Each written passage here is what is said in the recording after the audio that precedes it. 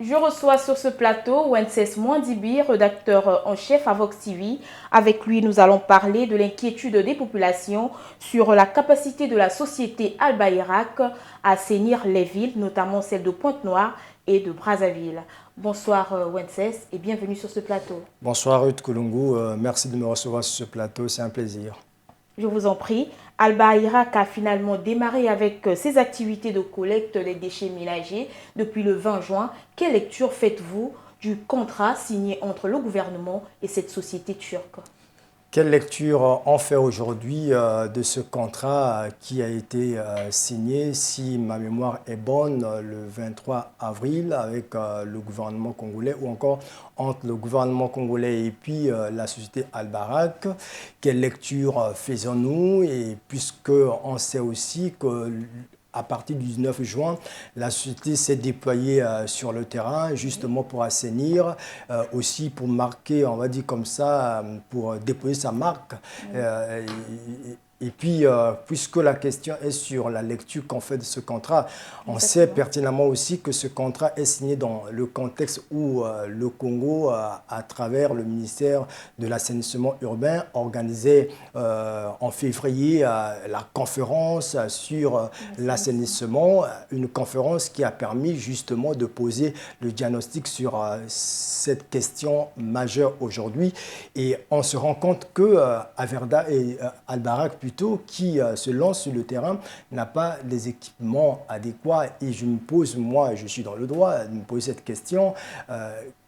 Qui se cache derrière cette société du moment où on sait que la société n'a pas tout le dispositif qu'il faut pour se déployer sur le terrain, au regard aussi des enjeux, mais quand même la société arrive à décrocher ce contrat et ça laisse quand même on va dire comme ça, un sous-entendu ou encore les dessous de cartes.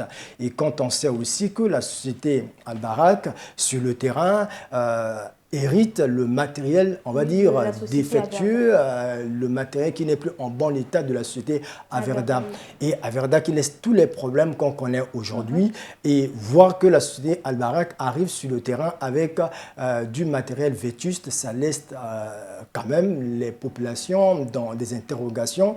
Et il est question aujourd'hui de tirer certainement au clair un peu la question du contrat entre Albarak et puis le gouvernement congolais, parce que à la fin, il y aura une sorte de bilan qu'il faut faire. Et quand on sait que c'est un contrat qui va sur une durée de 5 ans, et quand on sait aussi que la société Albarak devra normalement au quotidien, ici collecter à peu près 1500 tonnes de déchets entre Brazzaville et puis Pointe-Noire, et retrouver la société avec du matériel qu'on colmate les brèches, je dis, il y a anguille sous roche. Alors, comment se passe sur le terrain? Comment les équipes se déploient?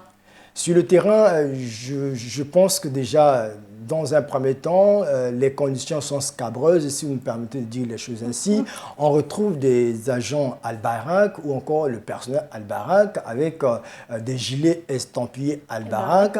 Et on a comme l'impression que ce sont des gilets qu'on a pris juste à Brazzaville, qu'on a fait porter à ces agents qui sont sur le terrain et qui n'ont pas tous les équipements adéquats pour faire ce genre de travail. Et quand vous parlez des équipements, à quoi faisiez-vous allusion? Je vois tout ce qui va avec les bottes, je vois le matériel aratoire utilisé ici, c'est des balais ça et là. On a l'impression d'être en face d'une opération comme qui dirait rétroussant les manches. C'est comme à la mairie. Et puis rétroussant les manches. Et puis quand on parle aujourd'hui des agents Albarak déployés sur le terrain, vous allez d'ailleurs voir les images où on a l'impression que les agents sont déjà fatigués à 10 heures et pour avoir parcouru quelle distance, et ça reste un vrai problème. Et puis, puisqu'on parle de ces agents qui se déploient sur le terrain avec les moyens du bord, et là, ça laisse quand même à craindre parce que les attentes sont énormes, parce que vous allez vous rendre compte que sur les différentes artères de Brazzaville, notamment les coins les plus stratégiques, on retrouve les ordures de tout genre et les populations sont exposées à la maladie. Et non seulement que les populations sont exposées à la maladie, et les agents qui viennent pour faire ce travail de collecte des ordures, alors sont aussi exposés à des maladies de tout genre. Alors, avec tout ce que vous venez d'évoquer, pensez-vous qu'on peut s'attendre à une vaste opération d'assainissement par rapport à toutes ces difficultés que vous avez évoquées? Il n'est pas trop tard de faire peut-être un diagnostic. Je pense que le temps est idéal pour nous de dire quand même des choses pour qu'on essaie d'améliorer. Quand on confie une telle responsabilité à une société, surtout une société turque, on dit comme ça, une société turque, je pense qu'il faut voir tous les contours du sujet ou encore du dossier. Et puisque le dossier il est d'une portée nationale, oui, aussi d'une portée importante, il faut nécessairement voir tous les contours et que la société Al-Barak fasse quand même preuve de professionnalisme. On ne va pas dire qu'on répare le matériel des véhicules, des engins laissés par Averda. Et là, c'est un grand problème. Au-delà de cet aspect, il y a aussi...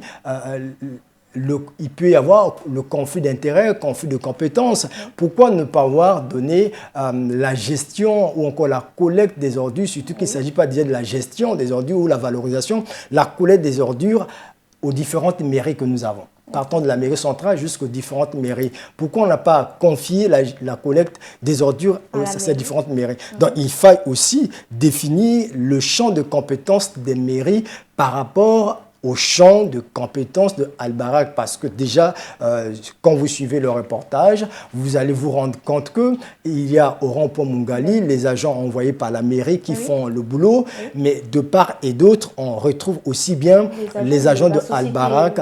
Et donc, pourquoi ne pas donner à la mairie cette responsabilité et à la fin procéder comme qui dirait au bilan et voir si l'argent a été utilisé à bon escient. Quand on sait aussi, Ruth Kulungu, que les questions d'argent, notamment d'assainissement, il n'y a pas retour sur investissement, c'est du service public.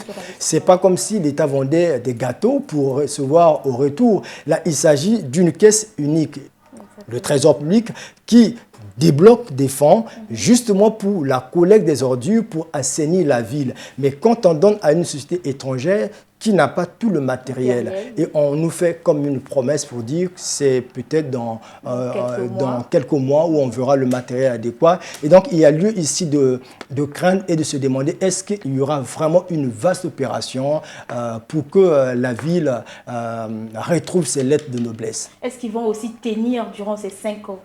Ces 5 ans. Et comme qui dirait, on ne va pas déjà tout de suite dire est-ce que la société va tenir, mais déjà ce qu'on voit, les prémices ne nous donnent pas de croire à un avenir meilleur pour cette société en République du Congo, quand on sait déjà aussi qu'il y avait une société qui était sur place, mais qui avait quand même du matériel et qui faisait plus ou moins le travail sur le terrain. Il y avait quand même des résultats perceptibles à travers des engins, tout ce qui est déployé comme matériel sur le terrain, et qu'on soit face à une société qui n'a pas de matériel. Et d'ailleurs, même ce que les agents mettent sur eux, ça laisse à craindre. Et voilà, merci Wences. Nous mettons donc fin à notre entretien. Merci d'avoir apporté toutes les réponses nécessaires sur cette question. Je pense bien que c'était des réponses nécessaires. Merci, mesdames, messieurs, de nous avoir suivis. Bonne suite de programmes sur Vox TV.